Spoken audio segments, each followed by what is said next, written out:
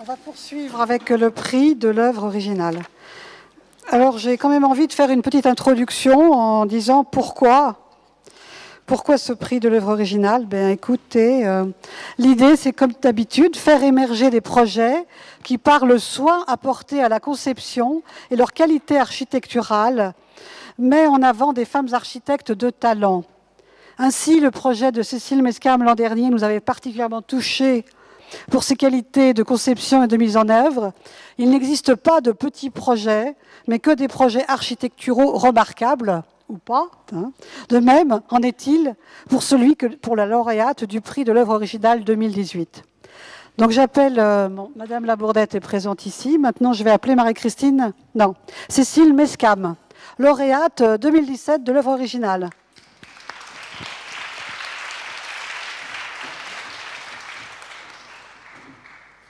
Alors Cécile, nous avions beaucoup apprécié votre projet l'an dernier. Avez-vous quelques mots à dire sur votre nouvelle vie de diplômée du prix de l'œuvre originale et comment vous avez vécu aussi le jury avec nous?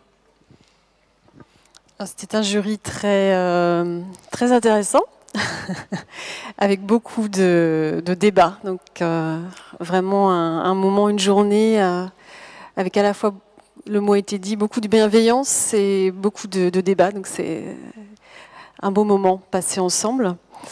Et quant à mon année de Miss France, je vais laisser la couronne.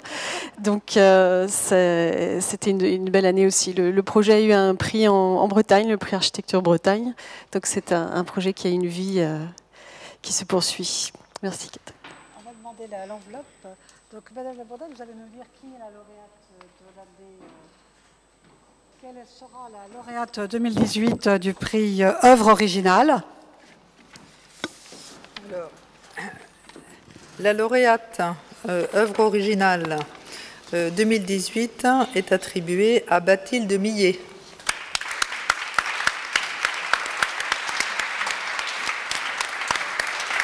C'est à vous de lire, là. Hein, non ? Donc Bathilde Millet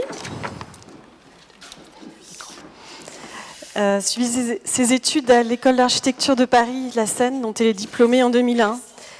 Son intérêt pour la question du logement l'a conduit à participer au concours Europensis à Roubaix.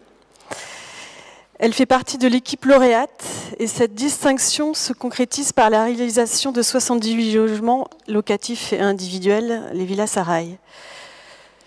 Cette opération constitue son terrain d'expérience et d'apprentissage. Elle en conserve des convictions qu'elle s'appliquera à développer dans chacun de ses projets.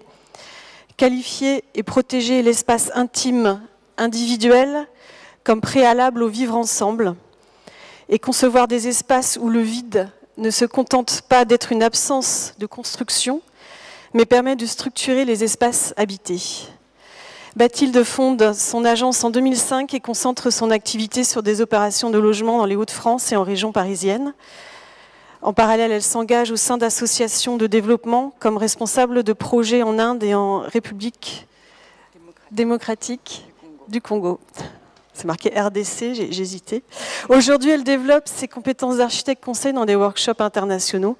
Elle considère que la pratique architecturale ne dépend pas de la taille de l'opération ou de son budget, mais de la qualité apportée à sa mise en œuvre. La démarche collaborative est au cœur de son activité. Donc pour ce projet, c'est une résidence de 217 logements étudiants à Roubaix, avec une cafétéria en rez-de-chaussée, qui a été livrée en 2017. Donc, parler des grands principes, on fait un dialogue. Il y a 5 points à mettre en avant. C'est construire à partir des vides, vivre ensemble, le chez-soi dont on parlait, l'espace intime individuel comme préalable au vivre ensemble, façade et matérialité, une collaboration originale. Donc construire à partir des vides, comment tu as construit ce projet à partir des vides? C'est un bâtiment qui répondait finalement différemment par rapport au cahier des charges du concours, où on a décidé de finalement créer l'ensemble des accès à partir des vides et de structurer vraiment le bâtiment à partir de ces espaces pour leur donner une fonction et que ce ne soit pas juste des espaces résiduels qui viendraient agrémenter le bâtiment. Donc ça a été un point fort du projet dans son organisation. Le jury a apprécié les échelles de projet, c'est-à-dire que ce passage du paysage au chez-soi et du chez-soi au paysage, comme je le répète, une qualité pour vivre ensemble.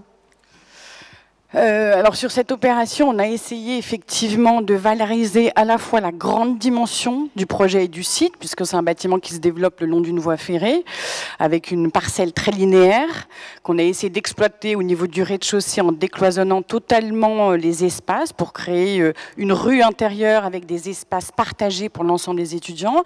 Et à la fois, on a valorisé la petite échelle, qui est vraiment l'échelle intime, en créant une alcôve dans chaque chambre qui permette à l'étudiant une appropriation différente de celle de travailler, dormir, se laver, qui sont habituellement les minimums requis dans une chambre étudiante.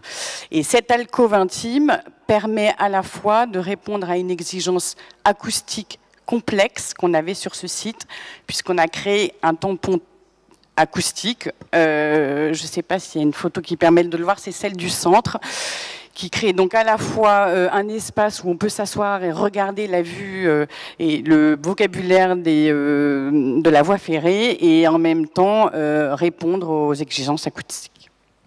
Et qui a été reconnue, cette exigence acoustique, enfin cette alcôve.